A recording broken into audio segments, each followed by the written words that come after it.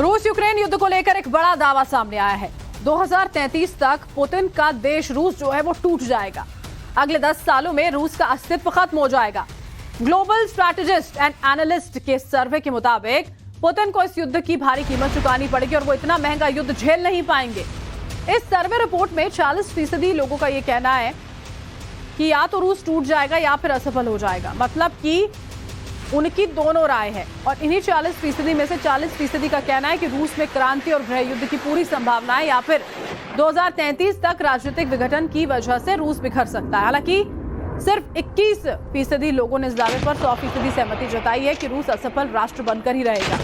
आपको बता दें कि अटलांटिक काउंसिल के स्कॉक्रॉफ्ट सेंटर फॉर स्ट्रैटेजी ने 167 वैश्विक रणनीतिकारों और प्रैक्टिशनर्स के विचारों को इसमें शामिल किया है। उत्तरदाताओं में मुख्य रूप से देखिए निजी क्षेत्र हैं, शिक्षा जगत, एनजीओ के साथ साथ जो स्वतंत्र सलाहकार समेत हैं, कई क्षेत्रों के लोग जो हैं वो इसमें शामिल है।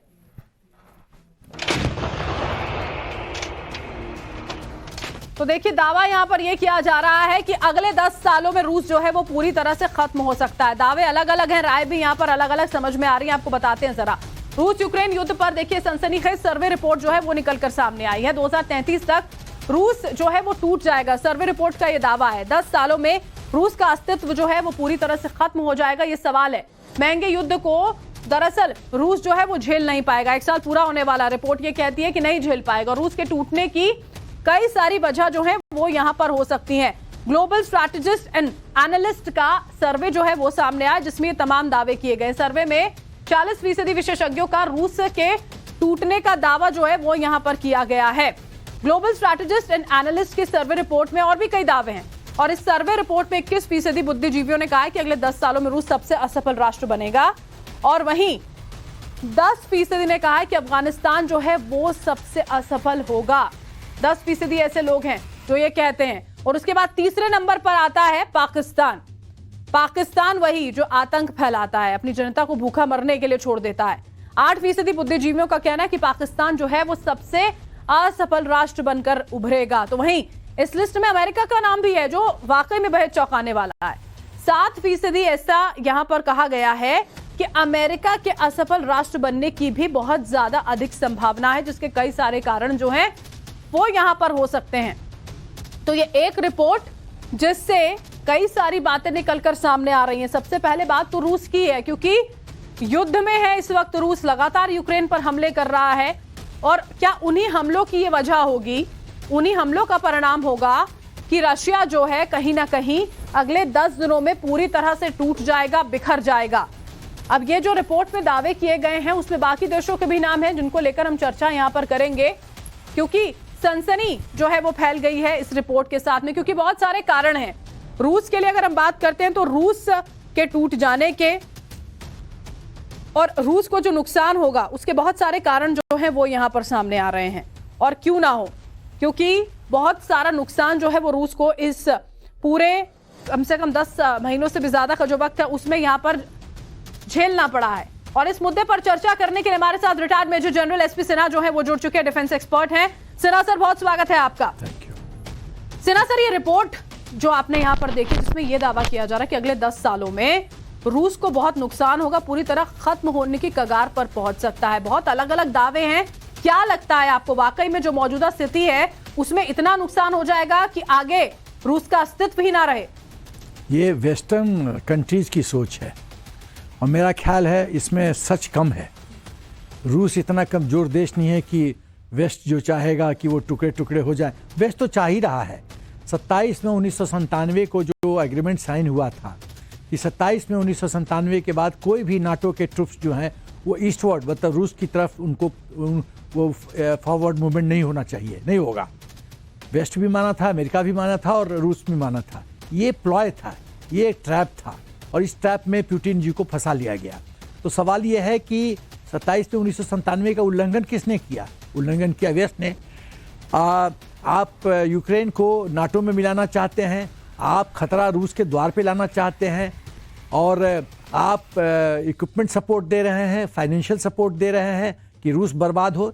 ये वेस्टर्न सोच है, प्रोपेगेंडा है। और मैं साफ साफ शब्दों में कहना चाहता हूँ, इतना आसान नहीं है रूस को तोड़ना। उसके पास अपना डिफेंस का प्रोडक्शन बेस है।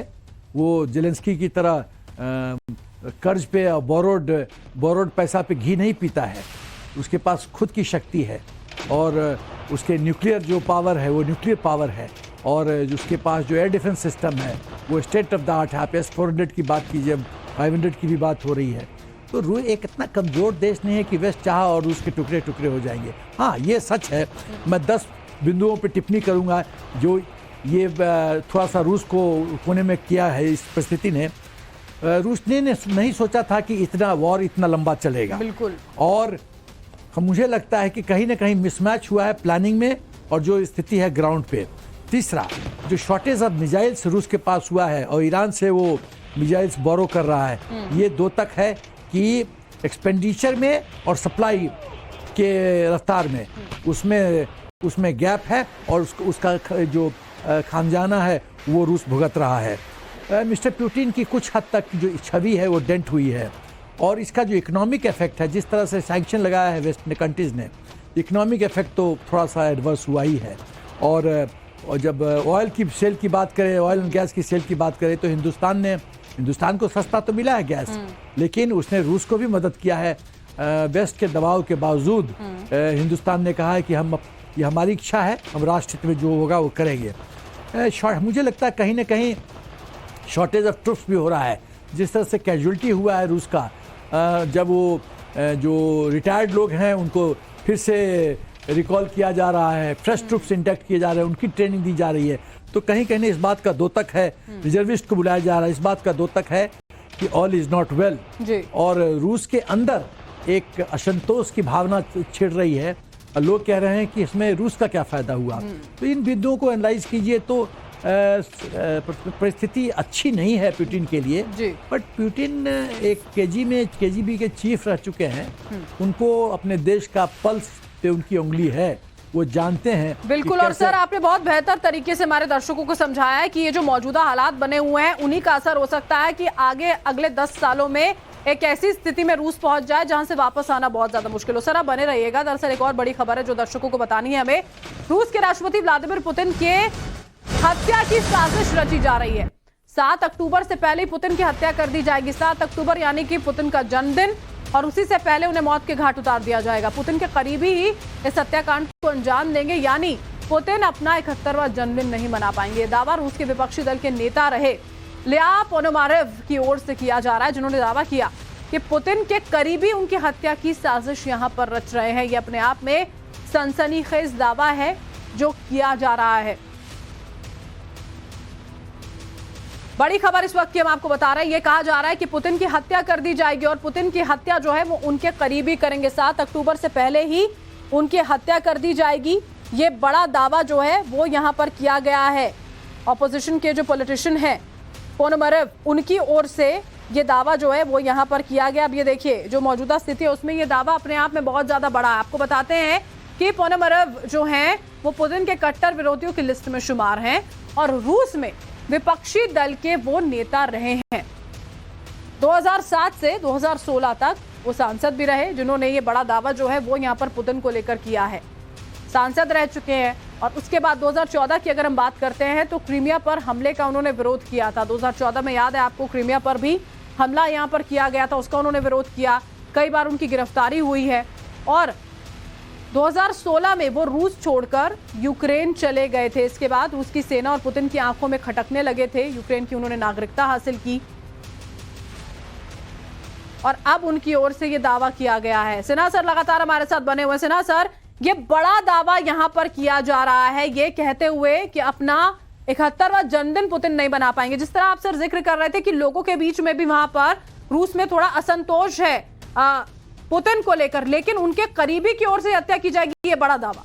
देखिए, ऐसा है कि मैं सेकेंड वर्ल्ड वॉर जर्मनी को कोट करना चाहता हूं।